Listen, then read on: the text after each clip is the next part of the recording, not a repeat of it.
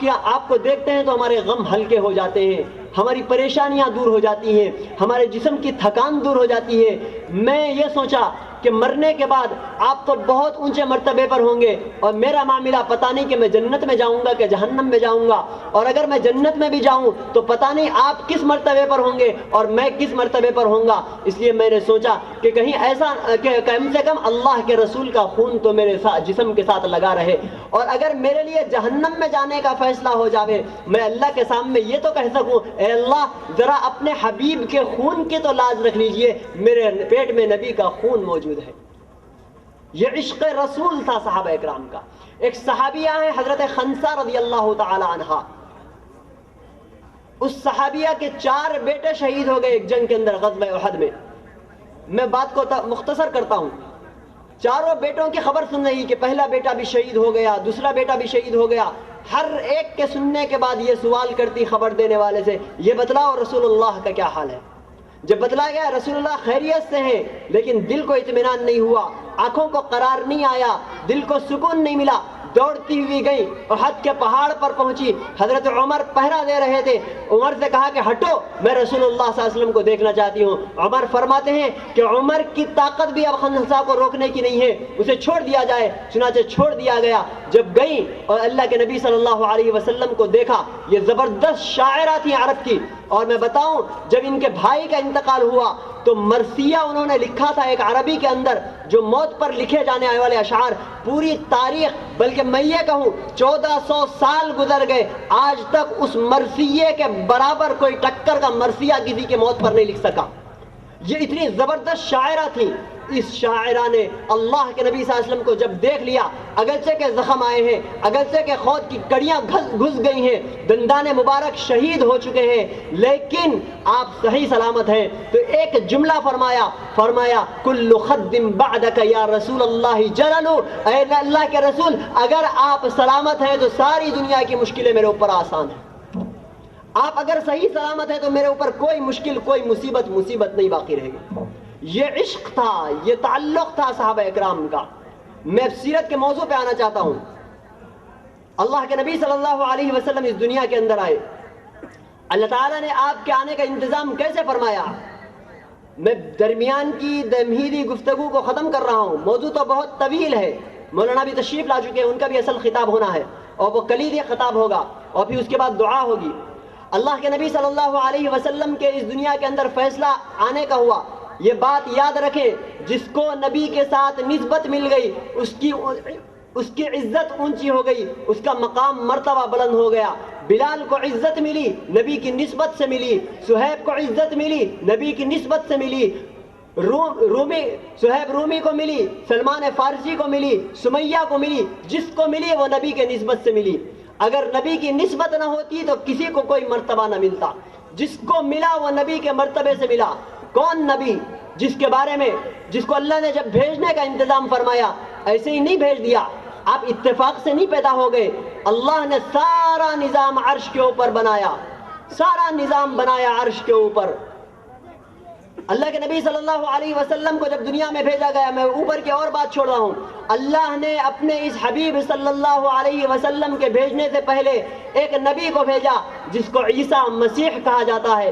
جب اس نبی نے یہ خبر دے دی مبشرم برسول یاتی من بعد اسمہ احمد، اے اللہ آپ کے اس آخری رسول محمد کے اور احمد کے آنے کا راستہ بن گیا ہے، اللہ نے اس نبی کو اتنا جلدی اٹھا لیا کہ ان کی موت کا بھی انتظار نہیں کیا۔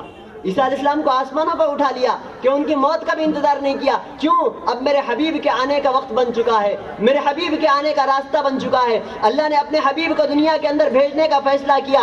ذرا توجہ کریں میری بات پر، میری بات کو غور سے سنیں۔ دنیا کے اندر اللہ دنیا میں کہیں بھی بھیجنا چاہ سکتا تھا، لیکن اللہ نے اپنے حبیب کو بھیجنے کے لیے دنیا میں کہاں کا انتخاب کیا؟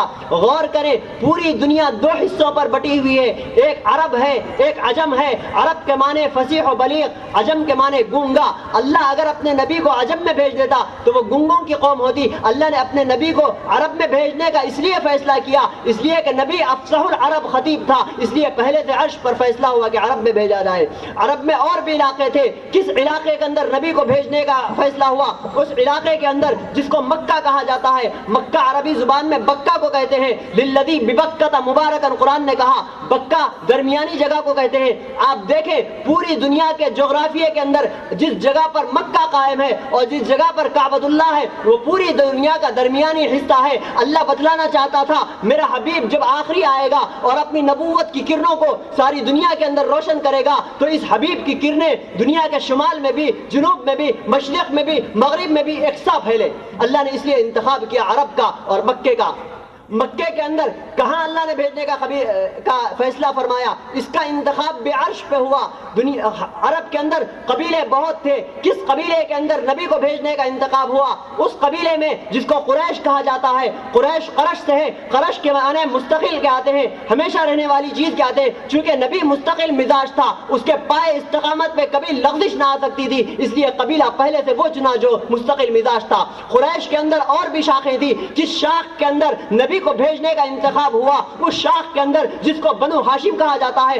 علماء نے لکھا ہے ہاشم کسی ایک آدمی کا نام نہیں ہوتا, ہاشم ایک صفت ہے. اس کے معنی یہ ہے شوربے میں روٹی ڈال کر لوگوں کو کھلائے, یعنی علاقے کے مہمان نواز کو بنو ہاشم کہا جاتا تھا.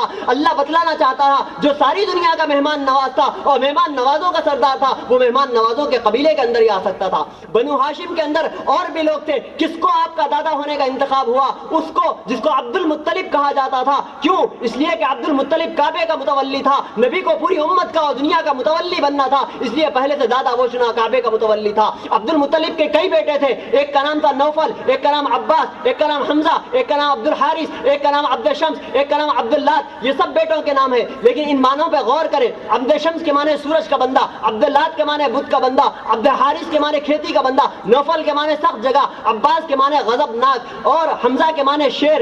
ان تمام ناموں میں کوئی نام ایسا نہیں ہے جو میرے نبی کے شان کے مقابلے ہو, جو میری نبی کے شان کے لائق ہو. اس لیے اللہ نے ان تمام بیٹوں کے اندر اس بیٹے کا انتخاب کیا جس کا نام عبداللہ تھا. عبداللہ کے معنی اللہ کا بندہ. اللہ دنیا کو بتانا چاہتا تھا کہ میرا جو حقیقی بندہ ہے وہ میرے ہی بندے کے گھر میں آ سکتا ہے. اگر اللہ کھیتی کے بندے کے گھر میں بھیج دیتا, سورج کے بندے کے گھر میں بھیج دیتا, بدھ کے بندے کے گھر میں بھیج دیتا, دنیا کہتی یہ بتوں کو کیسے مٹائے گا, یہ خود بدھ کے بندے کے گھر میں پیدا ہوا, یہ خود کھیتی کے بندے کے گھر میں پیدا ہوا, یہ خود سورج کے بندے کے گھر میں پیدا ہوا. اس لیے اللہ نے انتخاب کیا عبداللہ کا, کیونکہ میرا جو حقیقی بندہ ہے وہ میرے ہی بندے کے گھر میں آ سکتا. اور رسول اللہ صلی اللہ علیہ وسلم کی کامل محبت ہم سب کے قلوب کے اندر پیدا فرمائے. آپ کا عشق, آپ کی عقیدت ہمارے دلوں کے اندر محبت پیدا فرمائے. آپ کی سنتوں سے اور آپ کے طریقوں سے محبت عطا فرمائے.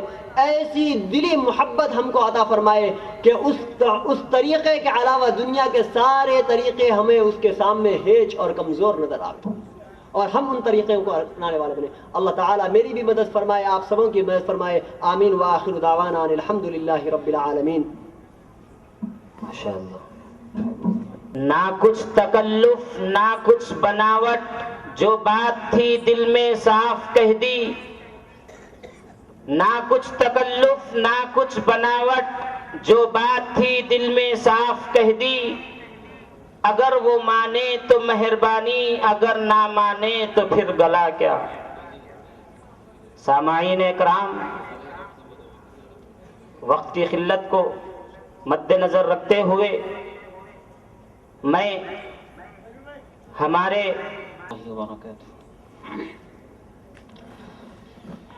آپ حضرات سے گزارش ہے کہ دین کی مجلسوں میں دین کی باتیں سننے کا ادب یہ ہے کہ مل مل کے بیٹھا جائے. جو حضرات دور دور بیٹھے ہوئے ہیں وہ قریب قریب ہو جائیں. للفلا هادي له ونشهد أن لا إله إلا الله وحده لا شريك له. أعوذ بالله من الشيطان الرجيم. بسم الله الرحمن الرحيم. لقد من الله على المؤمنين إذ بعث فيهم رسولا من أنفسهم. وقال الله تعالى وما أرسلناك إلا رحمة للعالمين. وقال الله تبارك وتعالى فالذين آمنوا به وعزروه ونصروه واتبعوا النور الذي أنزل معه أولئك هم المفلحون. وقال النبي صلى الله عليه وسلم لا يؤمن أحدكم حتى أن أكون أحب إليه من والده وولده والناس أجمعين أو كما قال صلی اللہ علیہ وسلم. بزرگان محترم، عزیزان گرامی، معزز بھائیوں، آسمان بنائے رسول اللہ، میں نے حضرت محمد الرسول اللہ صلی اللہ علیہ وسلم کو بھیج کر تم پہ بڑا احسان کیا. میری نسبت مدینے سے یوں ہی نہیں، میرے آقا کا روضہ مدینے میں ہے. میری نسبت مدینے سے یوں ہی نہیں، میرے آقا کا روضہ مدینے میں ہے. میں مدینے کی جانب نہ کیسے کھینچوں، میں مدینے کی جانب نہ کیسے کھینچوں، میرا دین اور دنیا مدینے میں ہے. میرے آقا کا روضہ مدینے میں ہے. پھول کھلتے ہیں پڑھ پڑھ کے صلی علی، پھول کھلتے ہیں پڑھ پڑھ کے صلی علی، جھوم کر کہہ رہی ہے یہ باد صبا، جھوم کر کہہ رہی ہے یہ باد صبا. ایسی خوشبو چمن کے گلوں میں کہاں. ربنا فاغفر لنا ذنوبنا وكفر عنا سيئاتنا وتوفنا مع الابرار. اے اللہ، ہم عاجز مسکین بندے، ہمارے گناہوں کو معاف فرما، خطاؤں کو درگزر فرما، لغزشوں اور کوتاہیوں کو معاف. آپ کے حبیب کی محبت پیدا فرمائیے، نبی علیہ الصلوۃ والسلام کی سچی محبت دلوں کے اندر پیدا فرما. محبت کا اظہار کرنے کا طریقہ ہمارے اندر پیدا کرنے کی کوشش کرنے کی توفیق عطا فرما. نیکیوں پر چلنا آسان فرما، برائیوں سے بچنا آسان فرما. ہماری نگاہوں کو پاک فرما، ہمارے دلوں کو صاف فرما، دلوں کی گندگیوں کو دور فرما، دلوں کے اندھیروں کو ختم فرما. حسد سے، بغض سے، کینہ کپٹ سے پوری امت کی حفاظت فرما. پریشان حال مسلمانوں کی پریشانیوں کو دور فرما. مسلمانوں کے جان کی، مال کی، عزت کی، آبرو کی حفاظت فرما. برے دن سے اور بری رات سے حفاظت فرما، برے کاموں سے حفاظت فرما، بری موت سے حفاظت فرما، برے انجام سے حفاظت فرما. حسن اخلاق نصیب فرما، حسن نیت عطا فرما. جان جان کر عمل کرنا ہمارے لیے آسان فرما.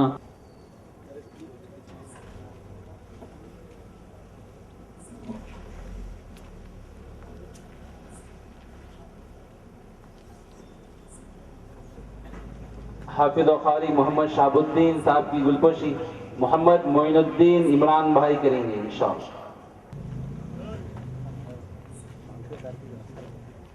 بھائی تمام حضرات کا میں شکر گزار ہوں مسجد کمیٹی کا بھی، اور ثنا انجینئرنگ کے MD صاحب سلیم الدین صاحب کا بھی میں شکر گزار ہوں، سارے حضرات کا میں شکر گزار ہوں، جو ہمارا ساتھ دیے ان کا بھی شکر گزار ہوں، جو ساتھ نہیں دیے ان کا بھی شکر گزار ہوں۔